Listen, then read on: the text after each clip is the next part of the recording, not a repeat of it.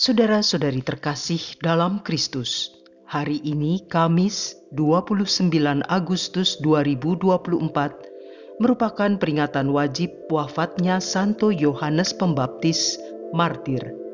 Bacaan dibawakan oleh Serafina Pranadi, Mazmur dilantunkan oleh Josephine Joyce, dan renungan ditulis oleh Cesarius Kristianto.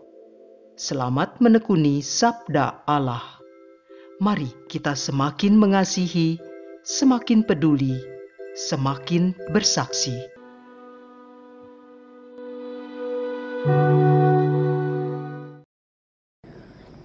Dalam nama Bapa dan Putra dan Roh Kudus. Amin. Allah Bapa yang Maha Baik, puji dan syukur kami haturkan kepadamu atas rahmat kehidupan yang Engkau berikan kepada kami. Terima kasih atas berkat-Mu hari ini. Pada saat ini, kami juga bersyukur karena Engkau telah memberi kami teladan untuk tetap setia dalam kebenaran dan keadilan, seperti yang Kau sabdakan pada hari ini. Bersabdalah ya Tuhan, bukalah hati dan pikiran kami untuk mendengarkan sabda-Mu dengan lebih sungguh, agar kami dapat merenungkan dan melaksanakan kehendak-Mu melalui hidup kami. Demi Kristus, Tuhan dan pengantara kami. Amin. Bacaan dari kitab Yeremia, bab 1, ayat 17 sampai dengan 19. Sekali peristiwa, Tuhan berkata kepadaku, Yeremia, baiklah engkau bersiap, bangkitkanlah dan sampaikanlah kepada umatku segala yang kuperintahkan kepadamu. Janganlah gentar terhadap mereka, supaya jangan aku menggentarkan engkau di depan mereka. Mengenai aku, sungguh, pada hari ini, aku membuat engkau menjadi kota yang berkubu, menjadi tiang besi, dan menjadi tembok tembaga melawan seluruh negeri ini, menentang raja-raja Yehuda dan pemuka-pemukanya, menentang para imam dan rakyat negeri lain. Mereka akan memerangi engkau, tetapi tidak akan mengalahkan engkau, sebab aku menyertai engkau untuk melepaskan engkau.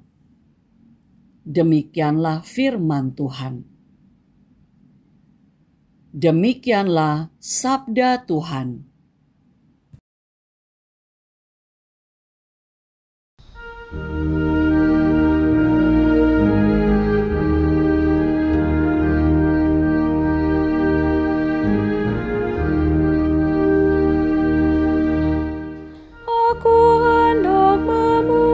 Puji nama-Mu selama-lamanya, ya Allah Rajaku.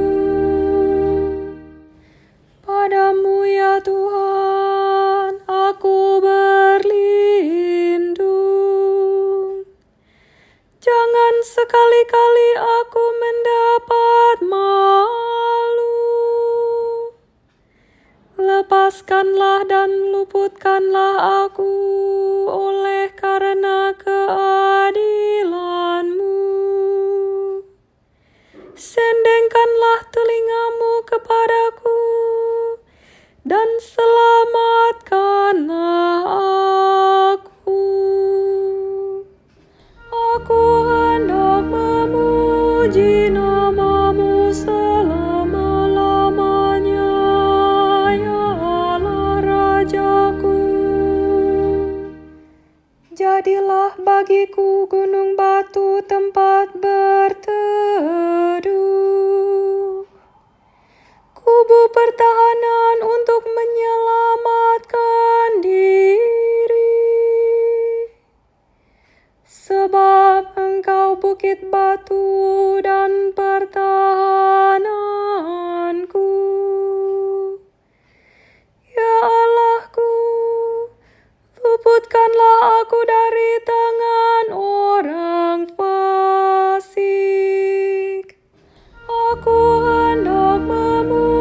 memuji namamu selama-lamanya, ya Allah Rajaku.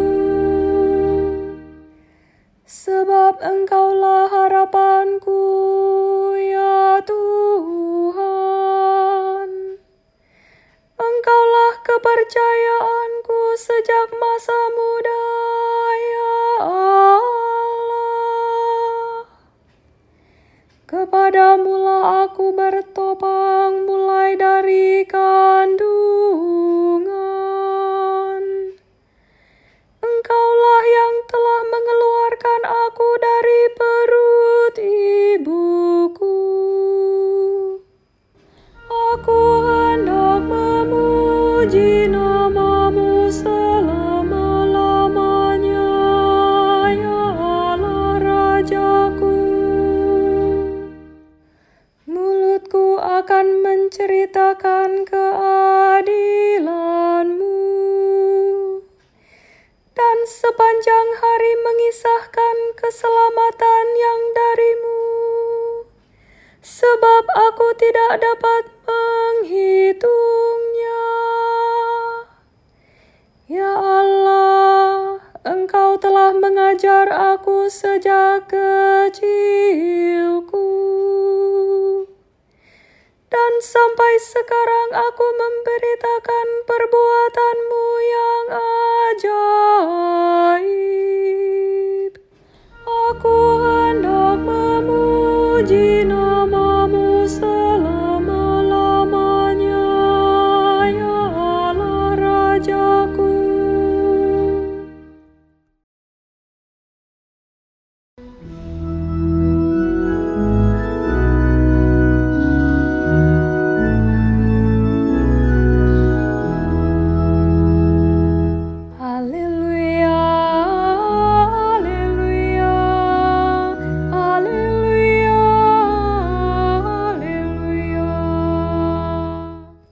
Berbahagialah orang yang dianiaya demi kebenaran,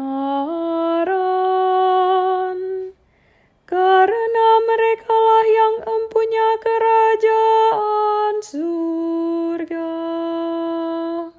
Haleluya, haleluya, haleluya, haleluya, haleluya.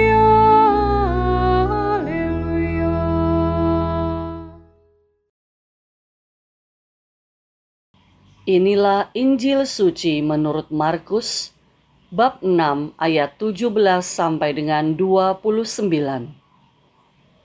Sekali peristiwa, Herodes menyuruh orang menangkap Yohanes dan membelenggunya di dalam penjara berhubung dengan peristiwa Herodias, yakni karena Herodes telah memperistri Herodias, istri Filipus saudaranya. Yohanes pernah menegur Herodes, "Tidak halal engkau mengambil istri saudaramu." Karena kata-kata itu, Herodias menaruh dendam kepada Yohanes dan bermaksud membunuh dia, tetapi tidak dapat, sebab Herodes segan terhadap Yohanes karena ia tahu bahwa Yohanes adalah orang yang benar dan suci. Jadi ia melindunginya. Tetapi seringkali mendengarkan Yohanes, hati Herodes selalu terombang-ambing. Namun ia merasa senang juga mendengarkan dia. Akhirnya, tiba juga kesempatan yang baik bagi Herodias, yakni ketika Herodes pada hari ulang tahunnya mengadakan perjamuan untuk pembesar-pembesar, para perwira, dan orang-orang terkemuka di Galilea. Pada waktu itu, putri Herodias tampil lalu menari, dan ia menyukakan hati Herodes serta tamu-tamunya. Maka Raja Herodes berkata kepada gadis itu, "Mintalah daripadaku apa saja yang kau ingini, maka akan kuberikan kepadamu. Lalu Herodes bersumpah kepadanya, apa saja yang kau minta akan kuberikan kepadamu, sekalipun itu setengah dari kerajaanku. Anak itu pergi dan menanyakan kepada ibunya, apa yang harus kuminta? Jawab ibunya, kepala Yohanes Pembaptis. Maka cepat-cepat ia pergi kepada raja dan meminta, aku mau supaya sekarang juga engkau memberikan kepadaku kepala Yohanes Pembaptis dalam sebuah talam.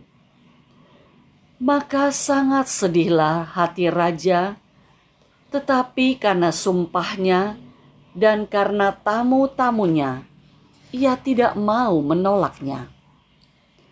Raja segera menyuruh seorang pengawal dengan perintah supaya mengambil kepala Yohanes.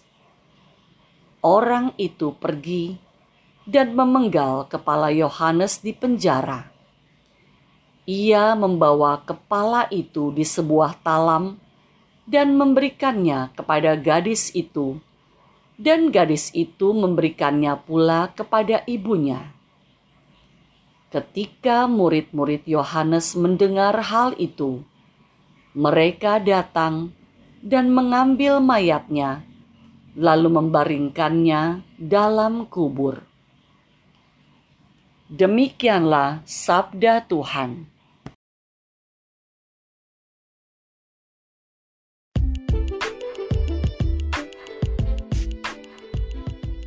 Gigih berjuang memberi kesaksian kebenaran dan keadilan.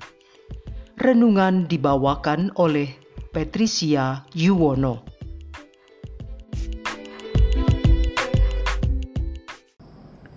Bapak, Ibu, kaum muda dan anak-anak yang terkasih dalam Yesus Kristus, salam sehat dan sejahtera untuk kita semua. Bacaan Injil hari ini mengisahkan tentang wafatnya Santo Yohanes Pembaptis. Ia dapat dikatakan merupakan pengejawantahan atau perwujudan dari radikalisme. Yohanes dengan ikhlas menderita dan mati untuk Kristus, jalan dan kebenaran dan hidup, seperti juga Yesus mati supaya semua orang dapat menjadi anak-anak Allah. Pada tanggal 24 Juni, gereja merayakan pesta kelahiran Yohanes Pembaptis. Sedangkan pada hari ini, 29 Agustus, gereja mengajak seluruh umat untuk memperingati kemartirannya. Kemartiran Yohanes berkaitan erat dengan tegurannya yang pedas kepada Raja Herodes, karena ia memperistri Herodias, istri Filipus saudaranya, secara tidak sah. Herodes marah dan mencampakkan Yohanes ke dalam penjara. Herodias pun marah dan tidak henti-hentinya berusaha mencari kesempatan untuk membunuh Yohanes. Kesempatan emas itu akhirnya tiba juga. Pada hari ulang tahunnya, Herodes mengadakan jamuan makan untuk para petinggi kerajaan di seluruh Galilea. Kesempatan ini dimanfaatkan Herodias untuk melaksanakan niat jahatnya atas diri Yohanes. Ia menyuruh putrinya menari di hadapan para tamu. Tariannya sungguh menawan hati para tamu yang sudah mulai mabuk itu. Herodes tampak bangga dan gembira. Terdorong karena kebanggaannya itu, Herodes berkata kepada gadis itu, "Mintalah kepadaku apa saja yang menurut kehendakmu. Aku akan memberikannya kepadamu."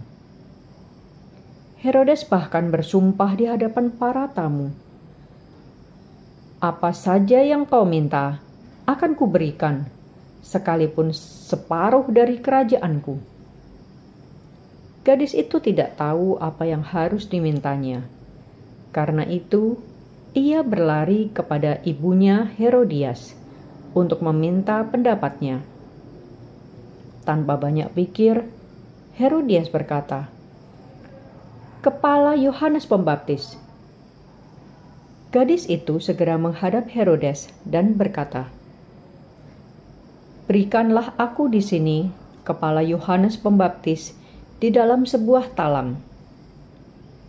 Herodes sedih, tetapi karena sumpahnya dan karena malu kepada tamu-tamunya, ia segera memerintahkan pengawal-pengawalnya untuk memenggal kepala Yohanes Pembaptis pada hari itu juga.